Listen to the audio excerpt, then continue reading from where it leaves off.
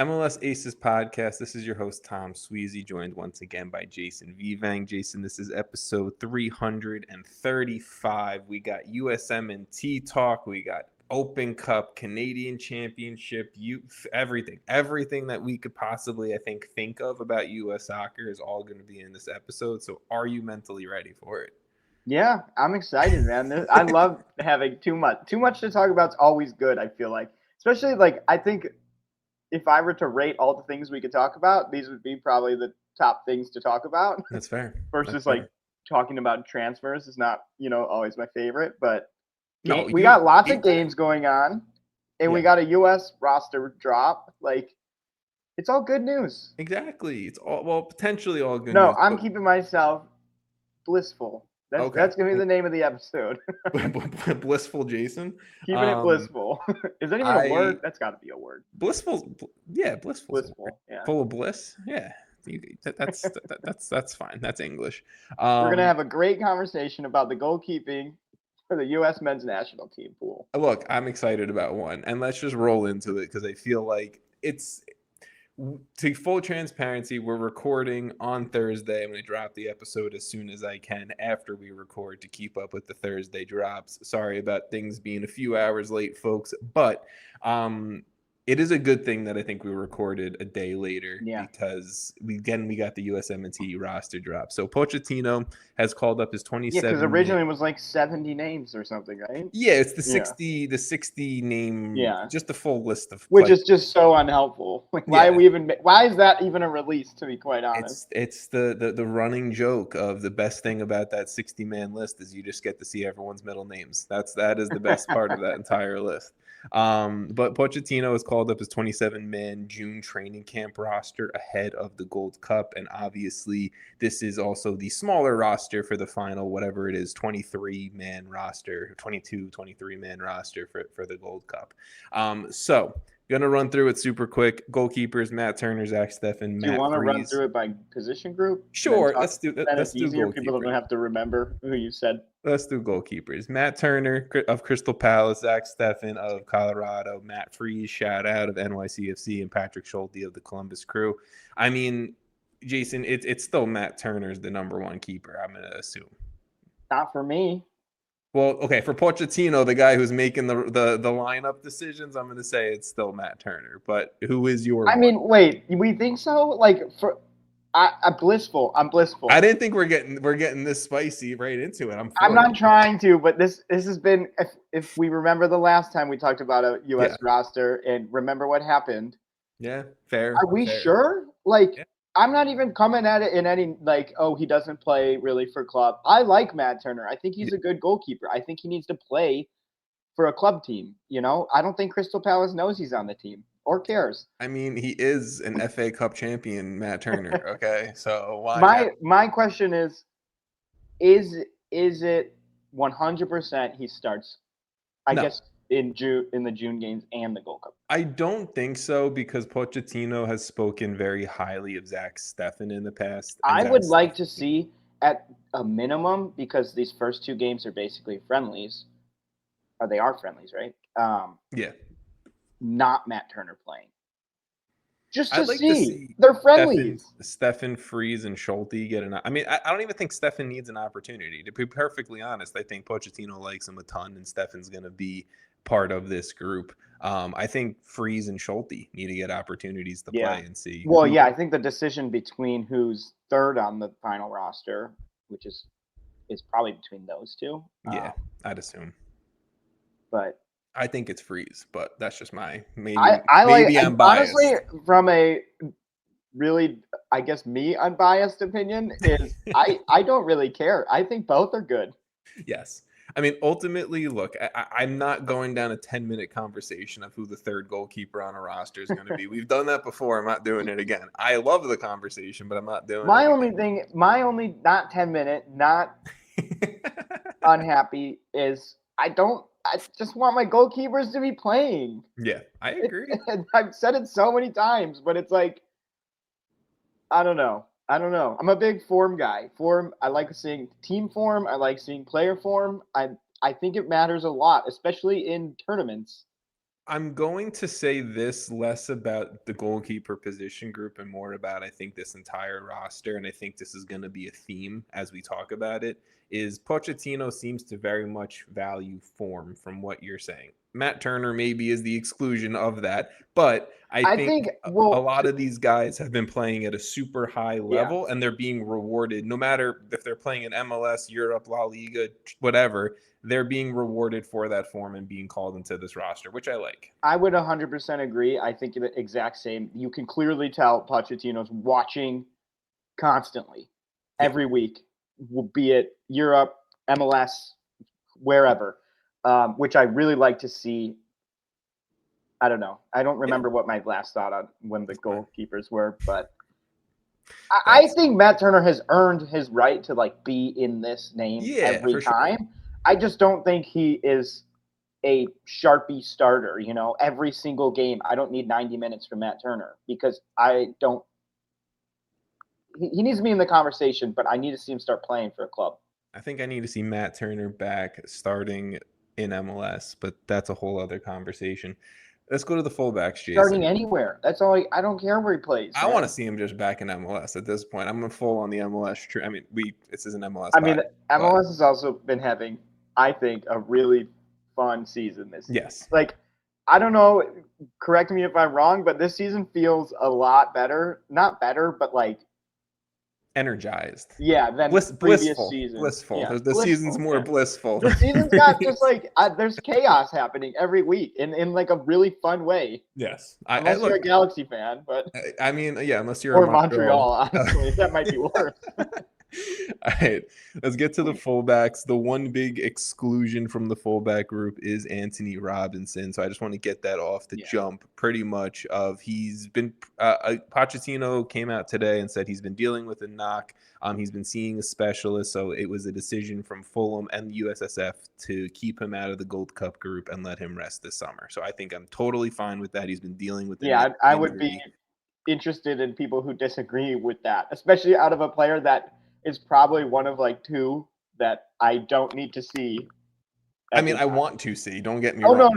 No. Definitely would love to see him. But if it's a health, hey, let's work for maybe he is in the Gold Cup roster final. I think he would be. I would much like. I guess what I'm trying to say is there's literally nothing to prove. No. He's like one of maybe him and Pulisic, I would say, are the only two that genuinely have nothing to prove. And we can get into the Pulisic conversation in a bit. But the other fullbacks that Pochettino called up, Serginho Dest of PSV, Dewan Jones of the San Jose Earthquakes. That one I still need to remind myself he's on San Jose. Alex Freeman of Orlando City, shout out, and Max Arfston of the Columbus Crew. Jason, this is like this is Pochettino's watching, man. This is the group. This is maybe a Tom Sweezy group. Like, this is like, if I couldn't call up outside of Anthony Robinson, I couldn't call up 4 other fullbacks that I'd want to see more as part of the USMNT than these 4. I mean, good to see Serginho Dest back healthy. I was going to say, it feels really good. Like, that name, just seeing it feels really good that he's back. And I like that he can play 10 minutes maybe. That's it. Yeah. If that's all he can do. Like, give him some time. I like it. And PSV just won the Eredivisie, so shout out to him, Malik Tillman, Ricardo Pepi. There's one more. There's one more on PSV, and I can't think of it. Oh, shit, it's going to piss me off. Whatever. It's fine. All the PSV boys, shout out. Congratulations on another league title there.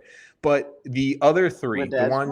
Is he still there? Yeah, Richie Ledesma. Thank you. He was part of that 60-man group too.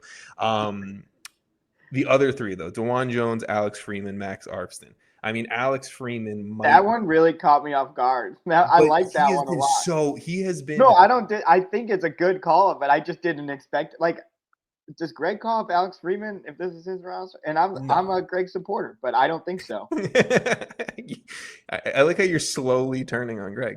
I'm not. He's my club coach. He's killing it, man. I just have to say, I love a 6'3" right back, and that's what Alex Freeman is. He's a I think he's also the son of a former NFL player. Freak bring in athlete. Giants, honestly.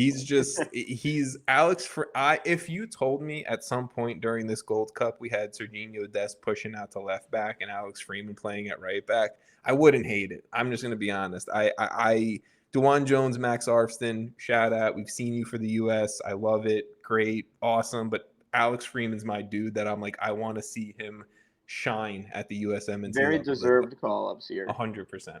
Yeah. Anything else in regards to the fullbacks, Jason? No. All right. Center backs, Tim Ream of Charlotte, Mark McKenzie of Toulouse, Chris Richards, FA Cup champion, Crystal Palace. He actually, played and started and amazing. won. Also, props to Crystal Palace. Very happy for that. Yes. Miles Robinson of FC Cincinnati. I'm also going to say, a little sneak peek at the midfield, Sean Zawatsky of the Columbus Crew. We've seen him play everywhere for Columbus, so I'm going to assume he also is going to be a center back option. So, just throwing Sean Zawatsky also in there. Center backs, I mean, interesting group. I don't know. Yeah. I don't hate it, but I don't love it. I don't know. Maybe I'm not being blissful about the center backs. I don't know. I don't. I don't know. I mean, I'm not surprised to see most of the names. No, neither am I. I mean, Tim Ream has not been good for Charlotte. But I was gonna say that Charlotte has. I'm sure we'll get to Charlotte, but it's not a defense that I'm trying to pull players from at the moment, which is crazy to say. But I'm also gonna say Tim Ream specifically has had some bad games after bad games, and I get he's the veteran presence leader. But how is it anymore? I think so. Really? So I don't know. Tyler Adams hasn't played enough games to be a veteran presence in the locker room. That's fair. Matt Turner, even Zach Steffen is honestly played a lot of games. He's been through the ringer a bit.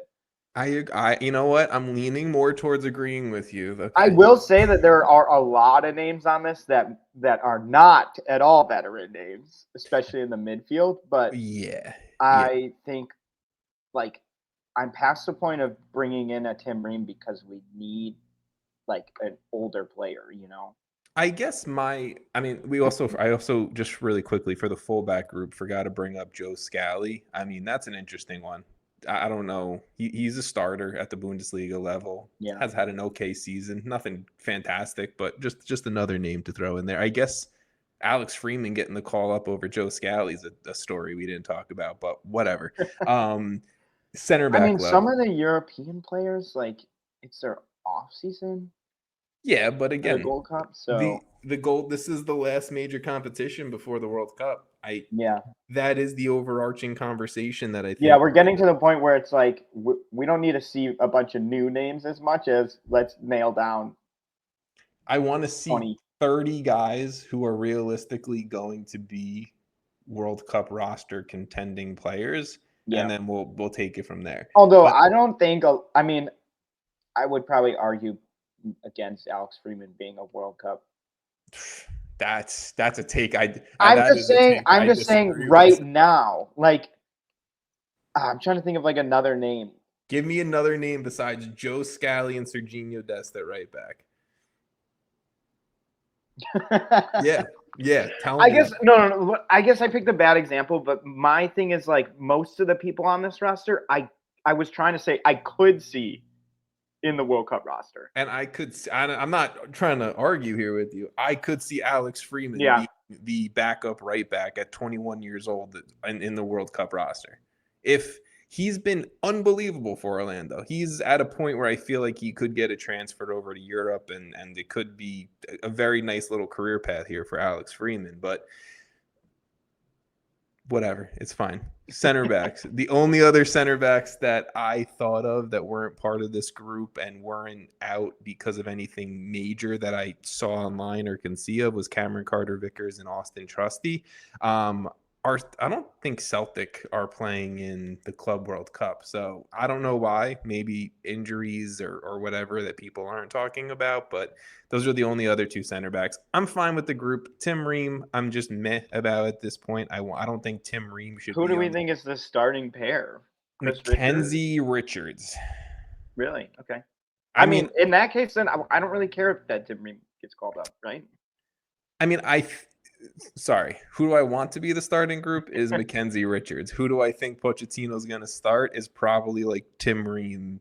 Yeah, and then I'm like not that happy about it. Yeah, I think Chris Richards has completely earned it being a full-on starting center back for Crystal Palace. Not that Crystal Palace are world beaters, but they've had a good they had season. their best ever finish in the Premier League this year and won a trophy for the first time in club history. So it's not like they finished above United and Tottenham.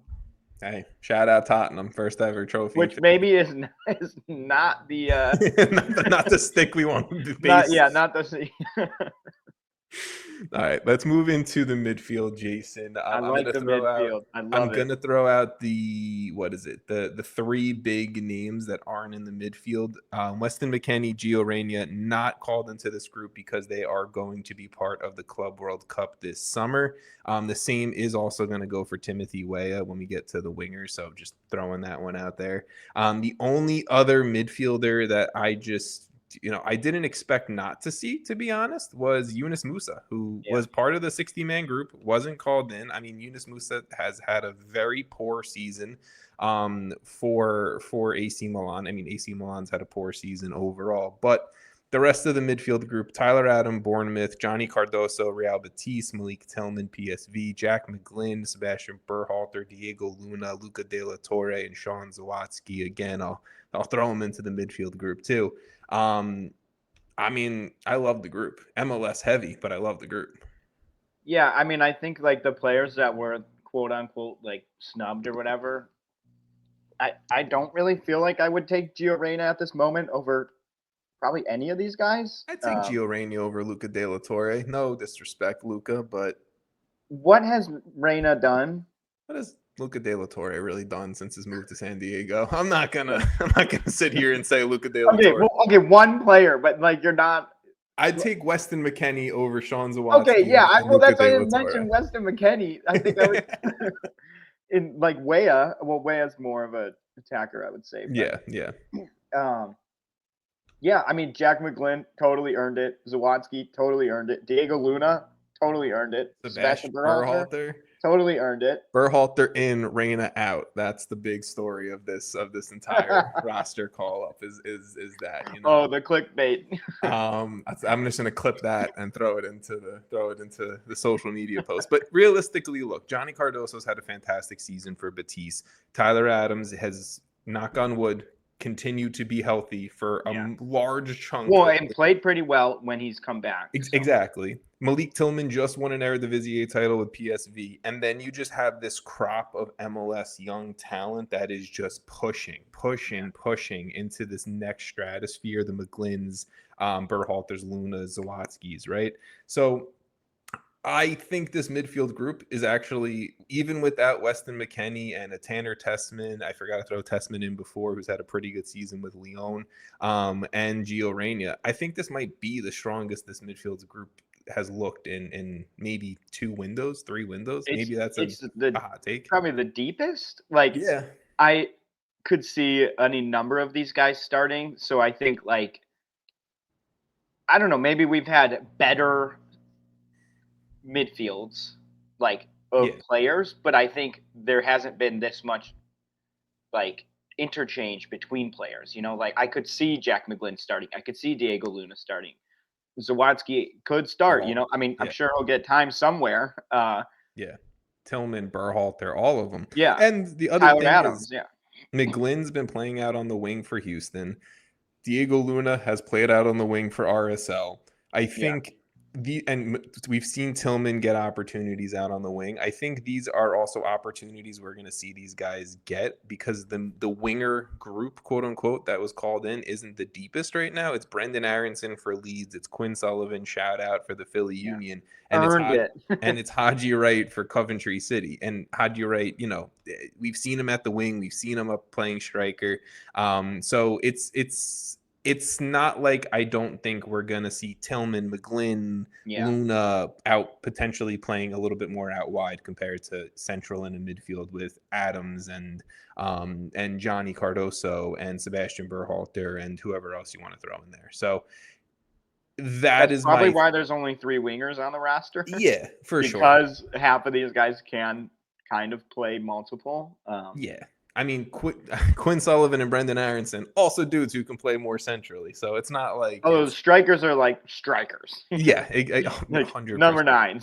Obviously, some of the wingers I didn't mention, Alex Zendejas. Pochettino came out and said Zendejas was not called into this group because of the possibility of him playing in the Club World Cup with Club America.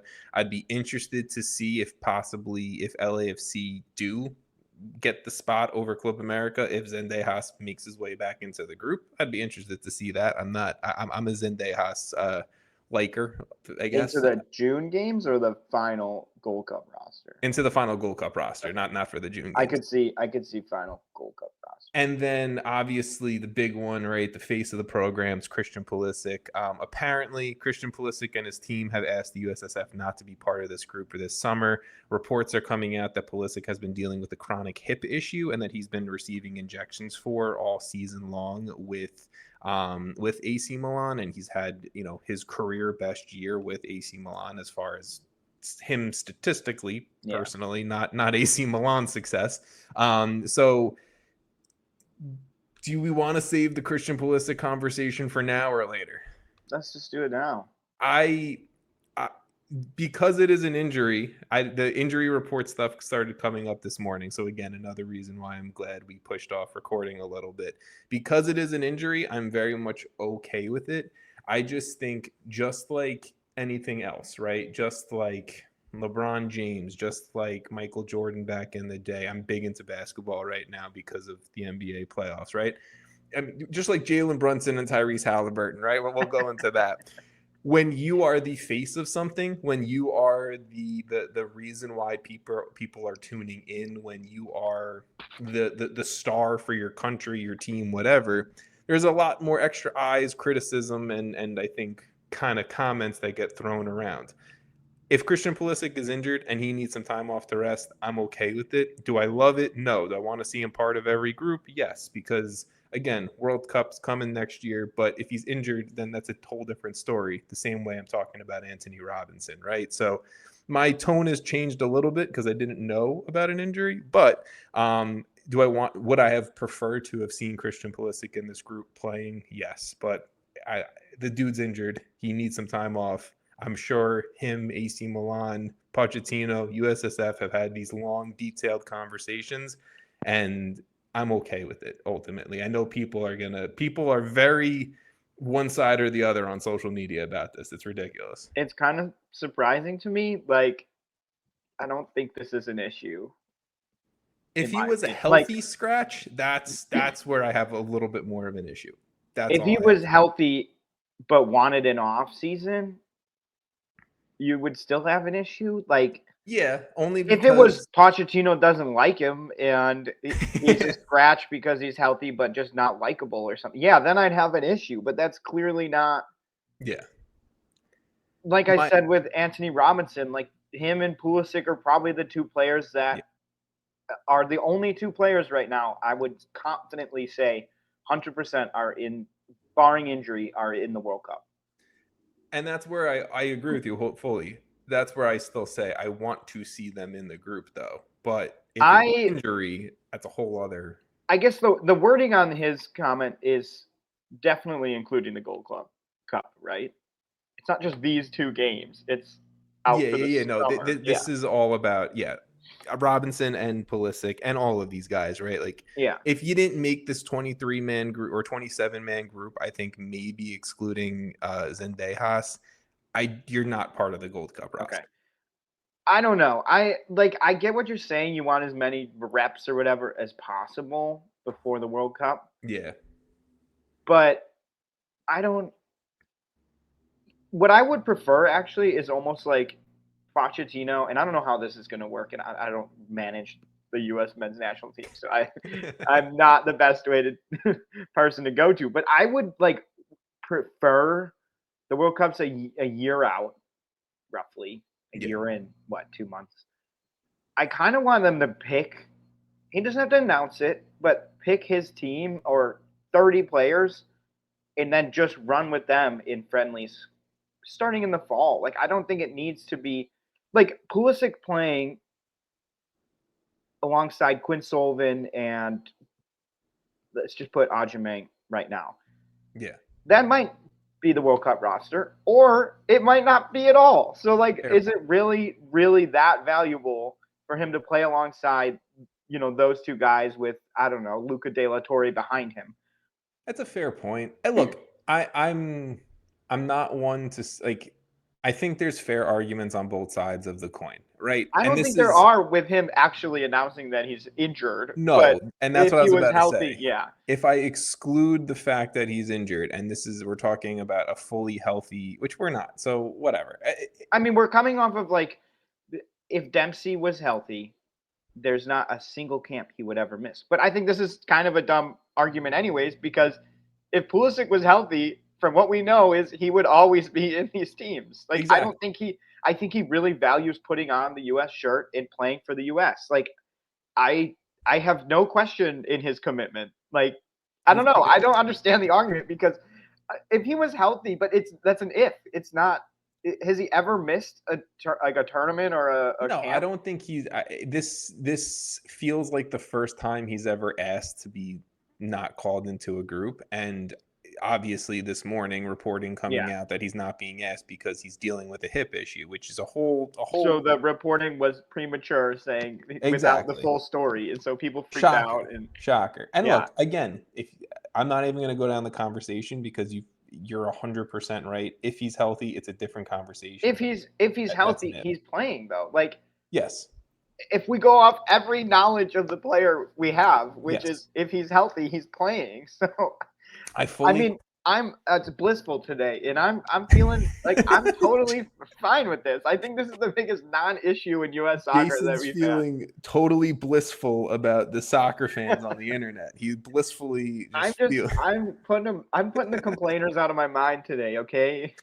All right, the striker group. You can consider Haji Wright into the striker group, but we also have Patrick Agyemang of Charlotte, Florian Balogun back healthy, Monaco, Damian Downs of FC Cologne. Love that inclusion. And then Brian White, the absolute man. Is there any more earned spot on the team? Maybe Sebastian Berhalter. I was going to say Berhalter and Brian White leading Vancouver to a CONCACAF Champions Cup final. Probably just those two. Is Alex the biggest. Freeman.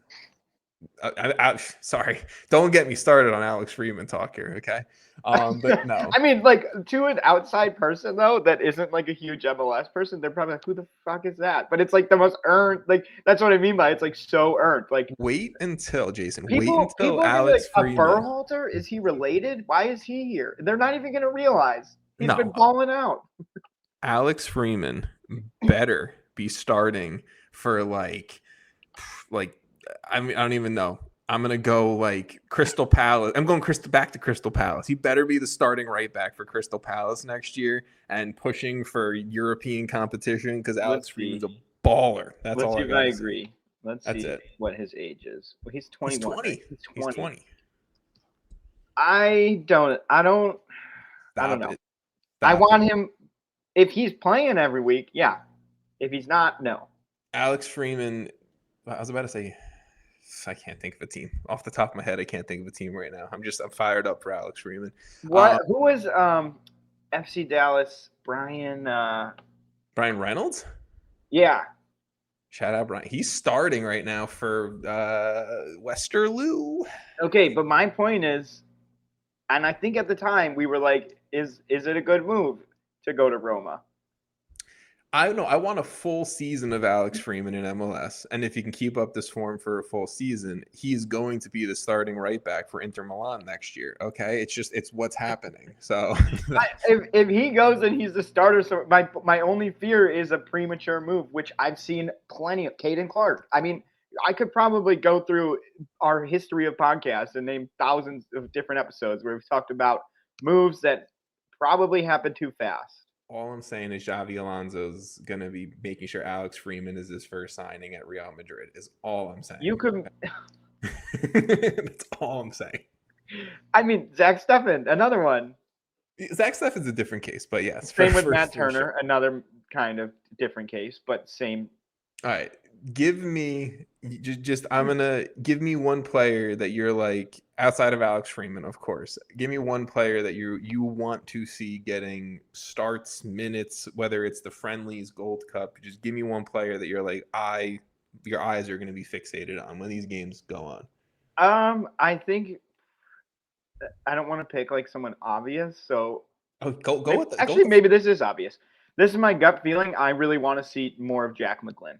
I think he's been balling out for Houston, and they've started to really figure things out, using him as a pretty key player in everything they do going forward. And I don't know, if you watch any Houston game, it's impossible to miss what Jack McGlynn's doing. yeah. And so for me, it's like if there's someone who I think can genuinely play themselves. I mean, I think there's a lot of players on this roster who can play themselves into the World Cup. For sure. But I think Jack McGlynn has a really big opportunity to have a good June camp, a good Gold Cup, and kind of put himself into that midfield conversation for the World Cup. I mean, not conversation, but like actually into that roster. Yeah, no, I fully agree with you, and I'm gonna go with the similar player, maybe in a not similar players in playing style, but similar grouping of I'm gonna go Diego Luna. I mean, last time we saw him suit up for Pochettino, Pochettino said he had some massive balls. So I want to see if Diego Luna can carry that Pochettino love into the Gold Cup. So that's what I'm here for. But there's obviously a lot of exciting. I mean, I think it's the same story with Luna. Yeah, for sure. For sure. I fully agree with you there. Okay. Let's move it forward. That was a lot of USMNT. Is there a world where Weston McKennie doesn't make the World Cup roster? I mean, my annoying answer is I think there's always a world, but I genuinely think it's possible. I mean, Weston McKennie has quietly been just a very good midfielder for Juventus. Yeah.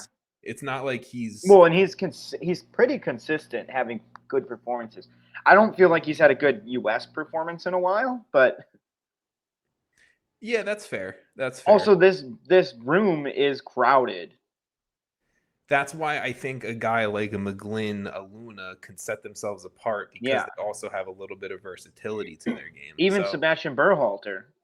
Yeah, I mean, I think he's probably a little further away than McGlynn and Luna are. I agree. Yeah.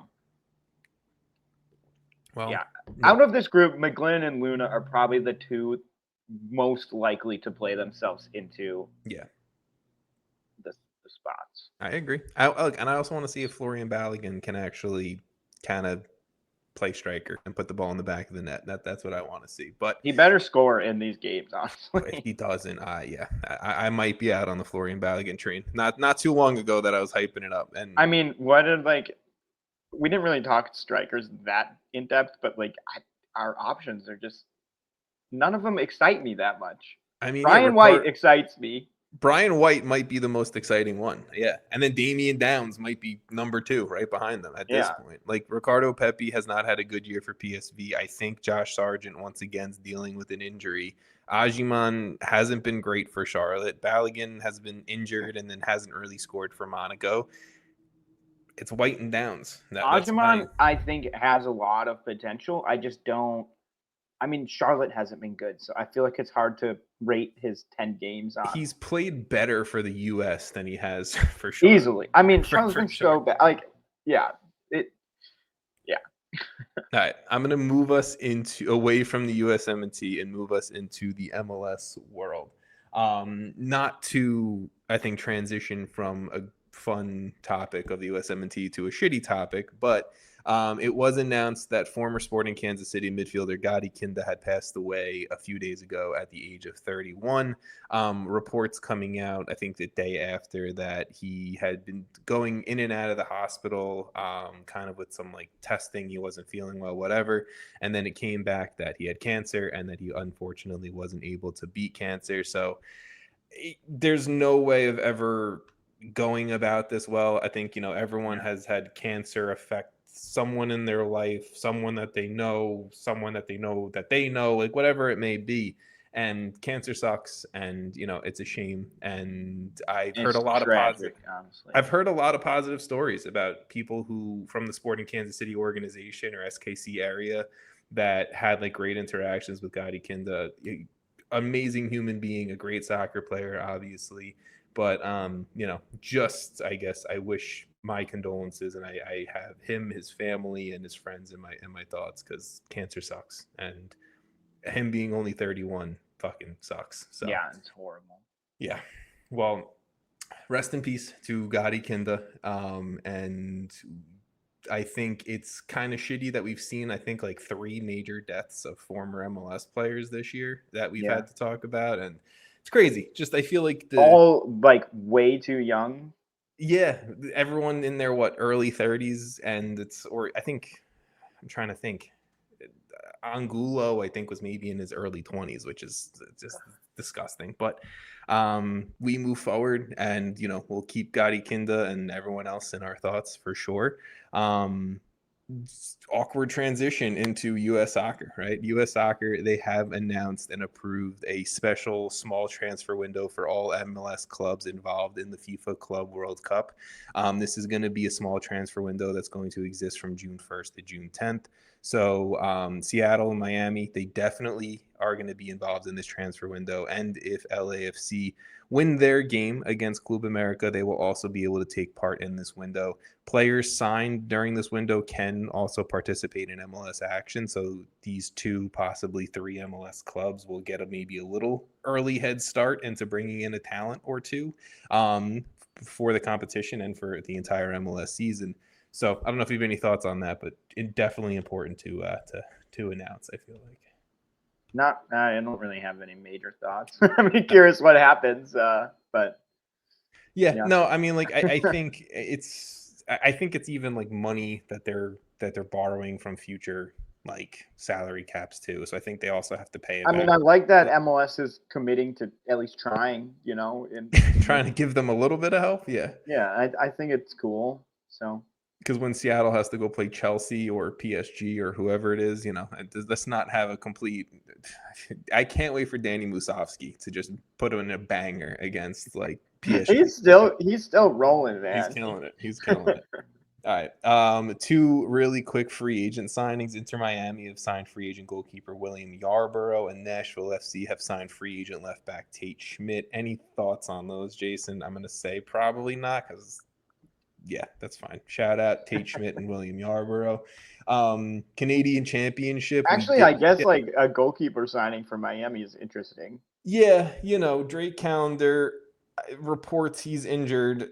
I also know there's a lot of reports of him and Messi's friends not getting along. So I don't get it, dude. I know we texted about that. I don't understand why he's in purgatory. Yeah. If he's injured, he's injured. But if he's not, like... We're going back to if he's an injured conversation, then he's injured. This is a different one, though. No, I'm joking. I'm joking. All right. Canadian Championship quarterfinals. We did have the first leg of those. Forge FC beating Montreal. Who picked Montreal to win the Canadian champ? What idiot did that? Who would do that? And then the Vancouver Whitecaps drawing Valor FC 2-2 in the quarterfinals. Second leg will be coming up in July. Fucking wild that you play a first leg and then like 2 months later, a month and a half later, you're playing the second leg. But whatever, that's what the Canadian Championship does. I'm still probably gonna say Vancouver does pretty well in that, but we'll get there. U.S. Open Cup, we have the quarterfinals set. Jason, your Chicago Fire defeated the New England Revolution 3-1. How we feeling so far? You guys will be facing off against Minnesota United in Minnesota. Minnesota took down St. Louis 3-2 in their round of 16 matchup. I feel good, man. I think Minnesota is going to be a tough game. Also, it's in Minnesota, so that's never easy, but it was a good win. The Fire are clearly taking this seriously. I mean, like everyone started. Everyone was in there. So I don't know. I still feel good. That's fine. Hey, look, to me, and this is no shot at the Fire, Minnesota are probably the favorites to win this at this point. Maybe. Yeah, I think. Let's see who is all in. I mean, Philly, maybe. I think it's Philly and Minnesota. Those are my 2. And then I would probably put the Fire. I think Fire and Red Bulls. Fire and Nashville. probably Nashville right. are, especially after beating Orlando, that's a big win for them. Yeah, because I would have said before the round of 16, Orlando is probably the favorites to win it, in my opinion, and Nashville knocked them off. And And Minnesota might have been in that conversation. yeah, Then, but Orlando's won it with Oscar Pereja. I think Alex Freeman. I mean, like, come on, how much more can I bring up Alex Freeman on this podcast? But no, I mean, look, it's gonna be a good matchup between Minnesota and Chicago in the one set. Nashville, they did knock off Orlando City 3-2. It was a great game from Marco Pasalic, but I don't know if you saw that game winner from Wyatt Meyer. That back heel assist from Patrick Yazbek to Wyatt Meyer was unbelievable. Nashville getting a road win there to move on. And then again, yes, they are going to be hosting DC United, who took down Charlotte FC, who, again, before last round, probably would have had them as a team up there that I think could have realistically won the competition. But DC knocking off Charlotte on PKs. It was an awful shootout. Like the PK shootout was just awful. But that's MLS teams aren't always in PK shootout competition. No. So I think that's what sets that there. Yeah, I mean, is that the biggest surprise of all these? Maybe. Yeah, maybe. I don't know. So the other ones, right? FC Dallas versus Red Bulls at Red Bull Arena. Red Bulls moving on via a PK shootout as well. The only thing I wanted to highlight about that one is Mohamed Sofo, their Red Bulls 20-year-old, not 24-year-old, 20-year-old forward. He's had 3 goals in 2 Open Cup games so far. He has 5 goals on the season. He's taking advantage of the minutes played, so just shout out to Sofo. And then the Union obviously knocking off the last remaining lower division side, the Pittsburgh Riverhounds. They won 4. Kind of a bummer not having any lower division quarterfinal team. It's sad. I feel like most of the time you get one. I mean, last year I think we had 2, right? Stupid MLS. Like, they have to be good, It's sad not to have like Union Omaha, Sacramento Republic, someone just Louisville City. Yeah, someone just bouncing around here. And then the last matchup is going to be the San Jose Earthquakes hosting Austin FC. San Jose knocked off Portland 1-0 in extra time. Jack Skahan getting the game winner in the 116th minute. I think both sides rotated, and San Jose has a bunch of injuries right now, so that makes sense. And then Austin FC defeating Houston Dynamo 3-1 in the Open Cup version of Copa Tejas. Austin getting their best performance. They needed this type of performance. Bro, Osman Bankari getting a goal and an assist. He now has 2 goals and 2 assists on the season in total, so that's what you want from like your $10 million winger or whatever he was. Brandon Vasquez with the goal. He's now up to 7. I mean, look, you can use the Open Cup as a ignition to do better, have more confidence, build upon that. Austin are like, they need this. They need goals scored, and Bakari and Vasquez getting off the schneid there is good. Yeah, I think if any team needs goals, Austin needs goals, especially with their investments. I mean, we've talked about it, but yeah, I mean, look, need to start scoring, start getting more confident. Takaoka kind of didn't let that happen. Open Cup quarterfinals, once again, Minnesota hosting Chicago, San Jose hosting Austin, Union hosting Red Bulls, and Nashville SC hosting DC United. Jason, I know you're probably going to be rooting for the Fire, but I'm just saying. There's a lot of teams that I think could use a trophy win outside of just you guys. So pretty much every one of these teams, most of these teams could use a trophy win. You know what? Fair. Yeah, I'm going to say there's an argument for all 8 of these teams that they could use. That the trophy would be super valuable. I think more so than the trophy, the Champions Cup spot is amazing. Both. I think both probably. Well, yeah, true. Yeah, get some hardware, successful season. All right. Is this season a success? Last week was a double game week. We had some midweek action with the weekend stuff. Weekend stuff was the MLS rivalry games. Obviously, we're 44 minutes into a podcast right now, so we're not going to be able to dive into every single game. But Jason, run me through a game or a scenario or something from last week that you feel like we could have a nice little healthy conversation about.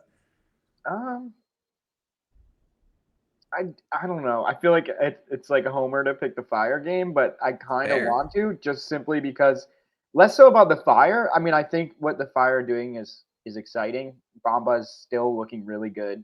Gutierrez looks, you know, so good right now. I Maybe mean, talk about a dude who got snubbed from a USMNT that's a call up. yeah, yeah. Actually, though, I didn't even think about that when we were talking about it. But Neither yeah, did I. Yeah. I mean, I think like he looks, the whole team looks so much better. Zinkernagel is playing really well. Yeah. Obviously, Kuipers is right up there in the Golden Boot race. Although the Kai Baribo just keeps rolling, and Kuipers doesn't kick PKs like Gutierrez does. So, Yeah. but I kind of want to talk about Charlotte. This is now, if you include like only count MLS games, they haven't won in 5 straight over losses in MLS. yeah, over a month since Yeah. April 19th was their last win. They have Columbus coming up like at home, but like what is going on? I don't it's not even that they're like I don't even know how to describe it. Like that was the worst Christian Kalina game I think I've seen. Christian Kalina is, I mean, I'm not just going to put the entire blame, and I'm not saying you are, but I'm not putting the entire blame on a goalkeeper for a bad run because he has been bad. But I'm also going to say Adelson Malanda has been bad. I said it when we talked about Tim Ream with the USMNT. He has been very bad. Pep BL, since coming back from that like 2-week injury span I think he had, has not been the same Pep BL that we Keep saw playing Eric early. Williamson, man. He was bright spot. Yeah, I don't know. Wilfred Zaha has Yeah. been not good, and I know I think it was like 2 weeks ago that I was all on Wilfred Zaha. Just needs some time. Maybe he I still think we does. were on there's things that he does that maybe aren't getting the credit he deserves, but at the same time, 5 straight losses is fine. Like at this point, your best players have to make something happen. The You know? Fire game, he was pretty bad. Yeah, he Is was kind of like a ghost. I think. I mean, it's just like this team prides themselves or did on defense. I mean, we Yeah, were talking about how going into the playoffs, they were so good at defending last season yeah. that it was like all they need to do is get a consistent striker and get some goals. And in their offseason, I think went really well from like a on paper standpoint. But this is it's less of the additions, I think, and more of the what happened to their defense. You know what changed because it's pretty much the same as it was. You know, you had a goalkeeper of the year who, like you're saying, it's not all on the goalkeeper, but that, I mean, there's at least a goal or two on him last game. Yeah. And I mean, that was by far the worst game I've seen him play probably since I've ever watched him. But Yes. it's none of them have been good. Like none of the back line have, made me feel confident. It's No, not, and it's still a good back. Like we know it's a good back line. I think that's the bigger issue I have. for sure. And I mean, like, look, even like Ashley Westwood last year, I think I don't consider Ashley Westwood like a true 6, but he's not like someone who's going to get involved in the attacks. Probably more of like a box to box central midfielder. He's never going to get like best 11 type love, but if there was like a best 11 type position that like he could be slid into, Ashley Westwood last year was also part of that in my brain. He has not been the same this year. They look slow. They look unenthused to be on the Yeah. field. Dean Smith, I know he just signed a contract extension That to be locker room's got to manager, be brutal, dude. Like, but Dean Smith you have to, yeah. I don't think just because you lose a few straight games, it's like you're on the hot seat immediately. But with how they're going about it, I think Dean Smith needs to have some larger conversations about what's going on with this group. I'm not going to say hot seat, but I'm going to say he's having some conversations with his bosses over in Charlotte. It is probably how I would word that. Yeah. Anything else about Charlotte or Chicago? No, I'm good. I mean, I feel like I've said what I needed to say. That is 100% fair. I'm gonna go LA Galaxy, LAFC, and I'm sorry, listeners, people who watch this, that I feel like LA is just, topic of conversation, but it was another fun El Trafico. Like, El Trafico is turning into every single time these two teams play, you have to tune in and you have to watch it, and it's going to be late night for me on the East Coast, but I don't care because there's fireworks, there's magic. LA Galaxy coming back late to grab a 2-2 draw at home. Marco Reus with the early goal, then he gets the late the late free kick banger to secure the point. Maybe there's a little bit of life in the Galaxy behind some Marco Reus play. I'm not saying they're making the playoffs, but I'm saying maybe there's just a little bit of life that this is another team that hasn't really been enthusiastic on the field, but Marco Reus now has 3 goals and 2 assists in his last 5 games. LAFC once again was good, was a strong LAFC side, and I'm not gonna be like, Nathan Ordaz is good, man. Nathan, yeah. I mean, look, we don't talk often. LAFC has not done a good job at developing talent. Nathan Ordaz might be the best thing that they've developed since their start. They're also, 5 years old? Yeah, but we've seen clubs develop. True. And this is LA. It's not LAFC where they're just endless amounts of players wanting to come there. I don't know if the emphasis needs to be as heavily on development as, say, like Philadelphia. I just think it's the best way you make some money. I agree. I totally agree. And I like developing players, but I don't know. I don't know if LA Galaxy even has that same mindset. But No. It's weird. The 2 clubs that are in probably a soccer hotbed market for talent and a cheap way of getting really good talent. Yeah. They don't do it well. Because, look at the names they've been able to bring in. I mean, the Galaxy have always had a star players. But maybe you can pay those star players more if you're paying some 18-year-old kid $85,000 a year. I agree. I'm not disagreeing. I'm just simply saying they haven't needed to put an emphasis on it like some other clubs have had to, like Dallas, for instance. That's fair. They are in a really good soccer area, but need those players because they're not getting Steven Gerrard. Yeah. No, I think that's completely fair. I'm just saying LAFC still a really strong, fun team. I think they're good.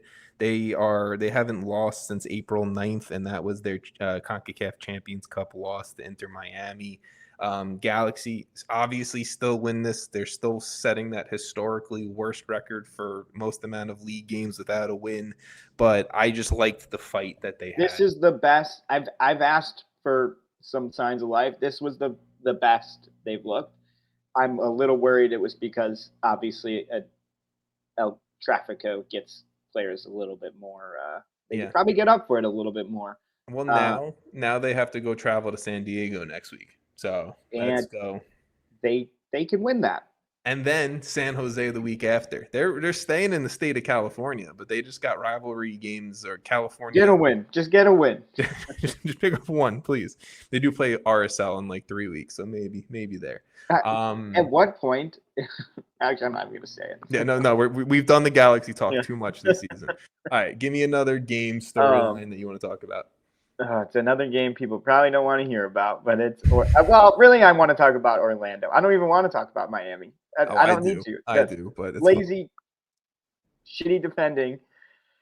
But credit to Orlando. I mean, they could have had 6 goals in this game. This was probably Ojeda's worst game, or not like worst. Like he wasn't bad. That's not my point. But like it was not like the form he's been on. It was sort of surprising that he didn't put away some of the chances he got. Yeah. But wow, were there a lot of chances? I mean, a lot. Like. And I don't know, like complaining about a back pass to only just allow a goal and then still complaining about after a game that you lost 3-0, like that wasn't the reason you lost, Miami. Yeah, so I will keep the Miami thing that I wanted to say pretty short and simple because this isn't a 20-minute conversation about Miami. No. This feels like a little bit of a self-implosion of Inter Miami. Since Lionel Messi has joined Miami and come to Major League Soccer, when have you ever heard him talk? Like he doesn't do post-game stuff, pre-game stuff. He doesn't do it. And shout out Michele Giannone. I mean, when have you ever heard him talk just in general? Oh, there's that. But shout out Michele Giannone, friend of the pod, does great stuff with Apple, with MLS Season Pass on Apple. He was given the opportunity to interview Lionel Messi after the game, and Messi coming out, calling out the refs, calling out Major League Soccer that they need to check into their refs, and saying that this isn't good right now. That was and another fun fact that I just learned this past week, that was the worst home loss that Messi has ever experienced in his career. The largest goal difference loss Messi has ever experienced at home in his entire career. Like, this is what Alex Freeman does, okay? But outside of the joke, Miami's in a complete downward spiral right now, and it's not good. And shout out Orlando for taking advantage of that on the weekend. And, it's not a rivalry. I'm not going to sit here and be like, Orlando, Miami's this intense rivalry. Yeah, it's like rivalry week, and there's like half of these. I'm like, I get it. What? I get it. But it was a very strong win from Orlando, and they took advantage of a very bad Inter Miami side. Well, and Orlando, like buried in this, has not lost in MLS play since April 8th. Yeah. Oh no, March 8th. That's insane. That's like, what is it? I think I thought I wrote it down somewhere, but they're over 10 games unbeaten right now. I mean, the Nashville, I 11 think the games Nashville unbeaten. loss might 11 MLS games unbeaten. Yeah. Okay. So Orlando, very dominant, and I think Orlando have stepped forward from last year, and I didn't think I was actually going to believe that. But, and this is not me making a joke, you have Alex Freeman taking a step forward. You have Luis Muriel bouncing back from how bad he was year one. Joran Gerbey, the central midfielder that they drafted out of the super draft, has been excellent. Cesar Araujo has been excellent. Marco Pasalic, I think, is an upgrade on Facundo Torres, right? Which is insane to say, honestly. Because Facundo Torres is the club's all-time leading goal scorer, yeah. And I think when you have Martin Ojeda taking a step forward, and when he's at his best this year, Orlando looked like the best team in the league, and I think they deserve a lot of credit. That is what I'll say about that. Yeah.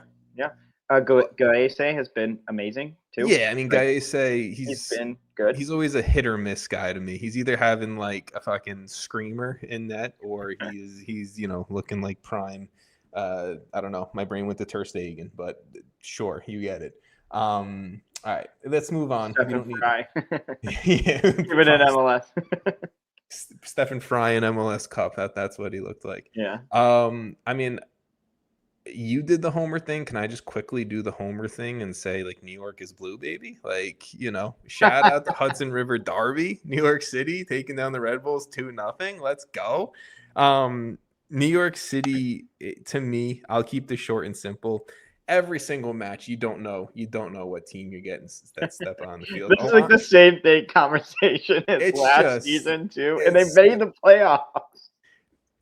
You can't sell Santi Rodriguez and not replace him, or expect 40-year-old Maxi Morales to be the replacement for him game in and game out. And that's what they're doing. And Maxi Morales is stepping up at times, and it's great. Alonso Martinez is still having an excellent year, 7 goals and 1 assist in 13 games. I still think New York City's a pretty strong defensive team. It's just on the offensive side of things, they're not creating anything. Julian Fernandez and Agustin Ojeda and Hannes Wolf, they're not really doing much in terms of creating goal-scoring opportunities from the wing, and there's really nothing going on centrally. Keaton Parks is now out injured for some time, and I have my concerns, but on this day, on this podcast episode, Jason, I can just say New York is blue, and that's all I need to worry about.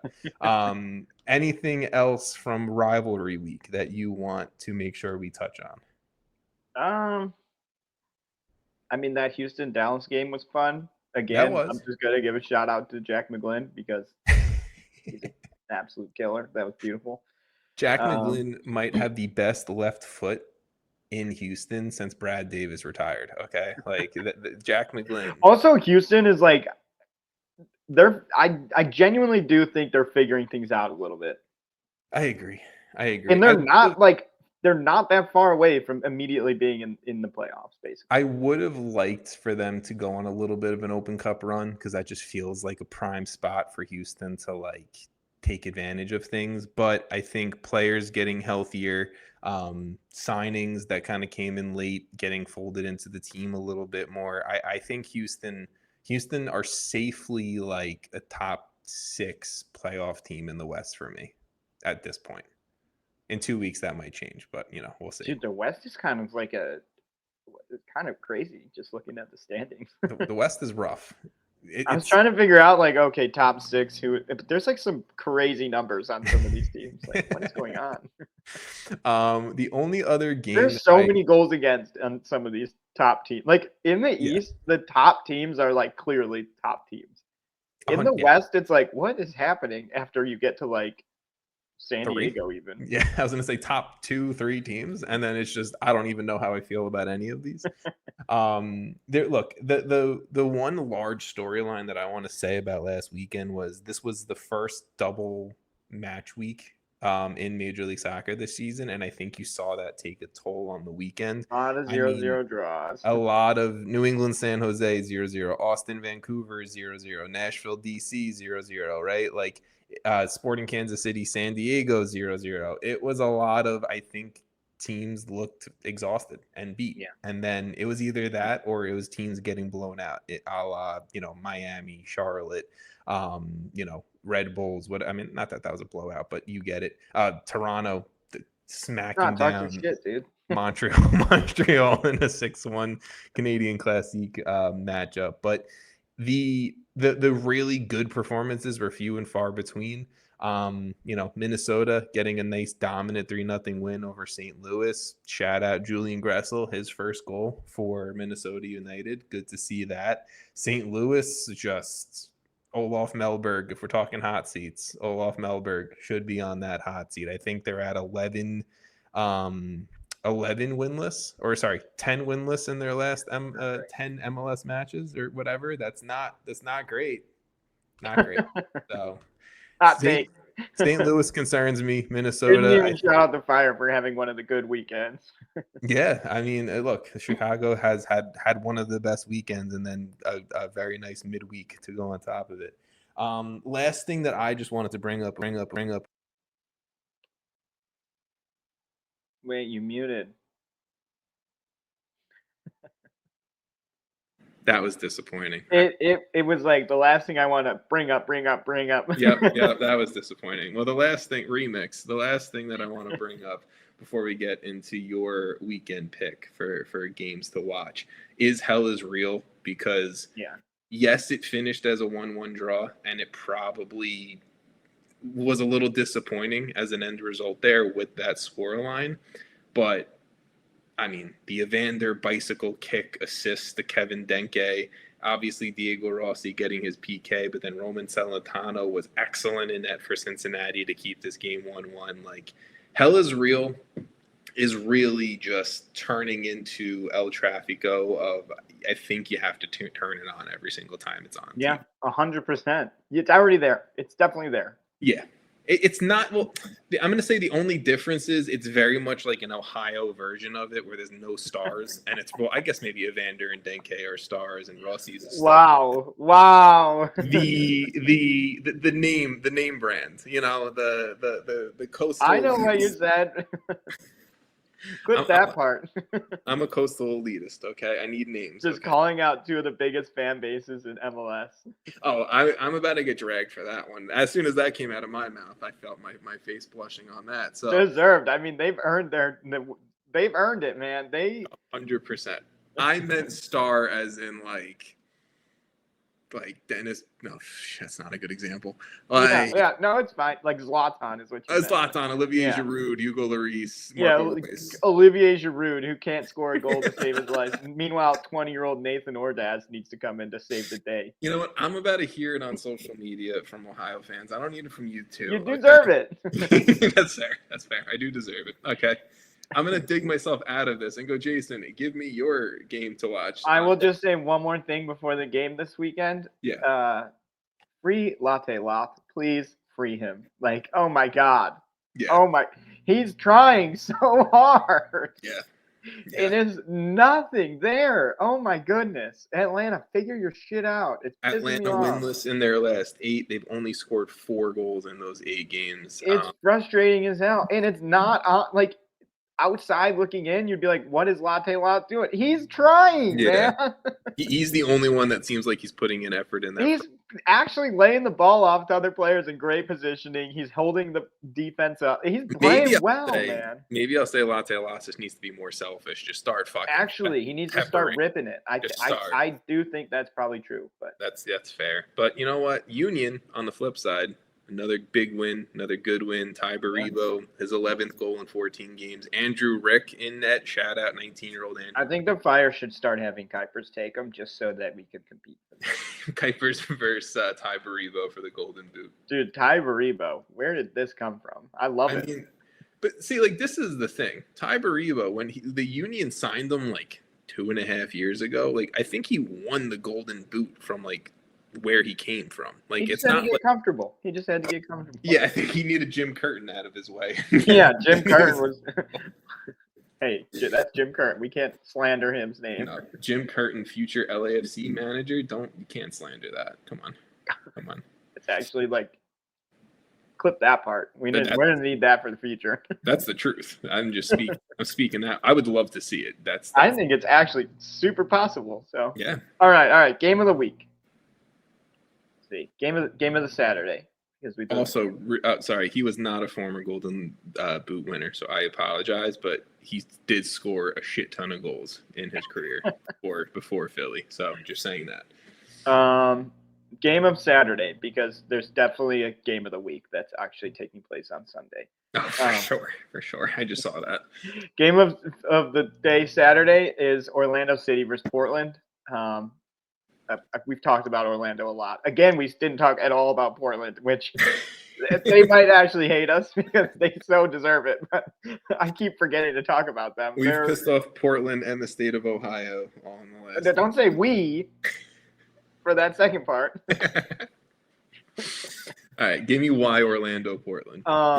Honestly, just form. Like, Portland is scoring like crazy. Orlando also is scoring like crazy. I think there's going to be a lot of goals in this game. And it's going to be pretty back and forth. It's going to be a game that if you can only watch one game this weekend, it should be that one. Well, it should be one on Sunday, but it should be. Can I say Minnesota, Austin, sneaky, I'm going to keep an eye on? You can say that. I would disagree because Austin is not fun to watch.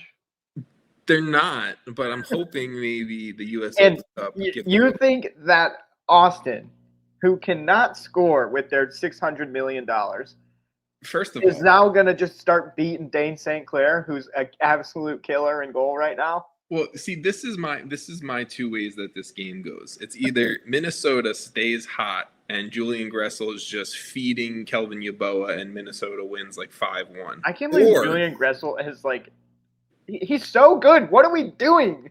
Like, half the teams in the league should have him. I agree.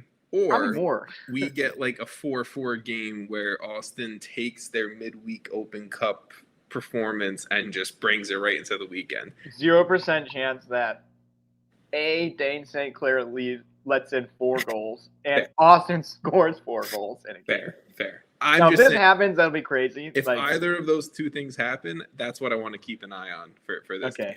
Yeah. So, listeners, ignore all of that because it's not going to happen. This guy said Ohio sucks. Yeah. Ohio sucks. Austin scoring 5. Let's go. Portland who? Nah, Timber Joey's going to be busy this weekend, I think. Yeah. Well, maybe not. Orlando. Yeah, he's going to be busy. He's going to be busy.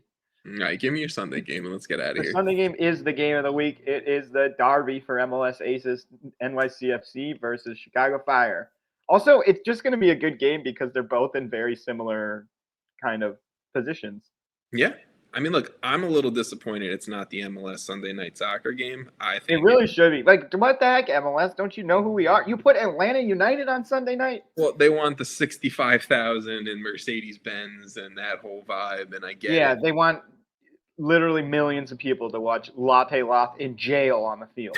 They want millions of people to watch Nick Hagelin just put in bangers, like a headed banger from a corner. Yeah, we're going to see Kevin Danke and Evander just having their way with that back line. But there's no stars in this game because Hugo Lloris isn't in it, okay? So, oh, my God. Thank you, everyone, for listening, watching.